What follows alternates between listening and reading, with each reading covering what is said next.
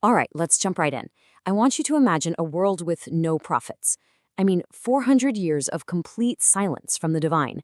And then, bam, out of the desert, this guy shows up. He's dressed in camel's hair, he's eating locusts and wild honey. So, who was this man?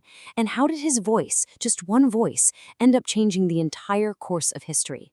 So, our story really kicks off with this ancient prophecy from the prophet Isaiah.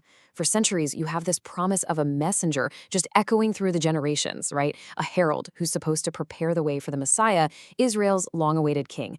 And that single phrase, a voice crying in the wilderness, man, it just perfectly captures the sudden, raw, and totally disruptive arrival of John the Baptist. I mean, think about it. After 400 years of waiting, this voice just thunders out of the desert.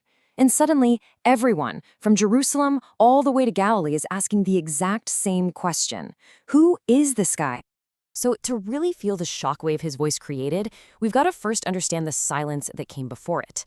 And look, this wasn't just some quiet period. We're talking about a long, slow dimming of a nation's most deeply held hope. I mean, can you imagine entire generations living and dying without a single fresh word from God? The nation was just spiritually exhausted, clinging to this fading promise. And it's right into that quiet desperation that John the Baptist appears, a figure of just stark contrasts and, well, undeniable world-altering power. So the big question is, when exactly did all of this go down? Well, lucky for us, the gospel writer Luke wasn't just a storyteller. He was a meticulous historian. He gives us the exact coordinates, pinning this moment to a specific year, a specific Roman emperor, and a very, very specific political climate. And what's crazy is how compressed this timeline is. John's ministry just ignites in 26 AD. Then boom, only about 6 months later, he baptizes his younger cousin, Jesus. By the very next Passover, the stage is completely set. A brand new chapter in human history is about to begin. It all just unfolds with breathtaking speed. And get this, John's timing was also absolutely impeccable. His ministry started during what's known as a sabbatical year. This was a nationwide year of rest. So what does that mean? It means the fields were empty and the people were free. They weren't working, so they flocked to the Jordan River by the thousands, basically a captive audience for this radical new message. Okay, but who was this man who could command such a massive crowd? Well, his appearance was just as wild as the desert he called home, and trust me, his message was just as untamed.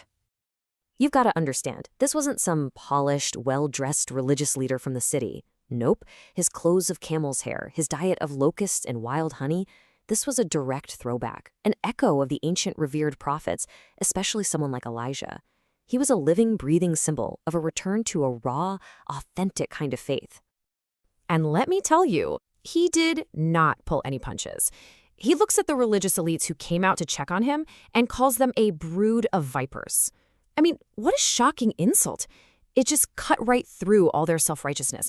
He was demanding genuine, life-altering change, not just, empty religious rituals. So as you can imagine, John's movement became like a fire in the desert, a blaze that the authorities back in Jerusalem just couldn't ignore anymore. So the Sanhedrin, that's the highest religious court in the land, they sent an official delegation to go and interrogate this wild prophet. The showdown was on. And they came with the one question that was hanging in the air, the question that had been whispered with desperate hope for centuries. Are you the Messiah? His answer? It was direct. It was unambiguous. I am not the Christ. Think about that. In his moment of maximum influence, with an entire nation ready to follow him literally anywhere, he points away from himself. Okay, so their next question was just as loaded. Are you Elijah? Now, you have to remember, the prophet Malachi had predicted that Elijah himself would return to announce the Messiah's arrival. So in their minds, if he's not the Christ, well, surely he's got to be the great forerunner. And again, just a simple denial, I am not. Now later on, Jesus would clarify this, saying that John came in the spirit and power of Elijah. Like a spiritual successor, not a literal reincarnation. But John himself, with absolute clarity, just refused the title. At this point, they're running out of options. All their neat little categories are failing them, so they have one final attempt. Are you the prophet? And this is a reference to a great figure foretold way back by Moses. And another blunt now? He rejected every single title they offered him, every box they tried to put him in.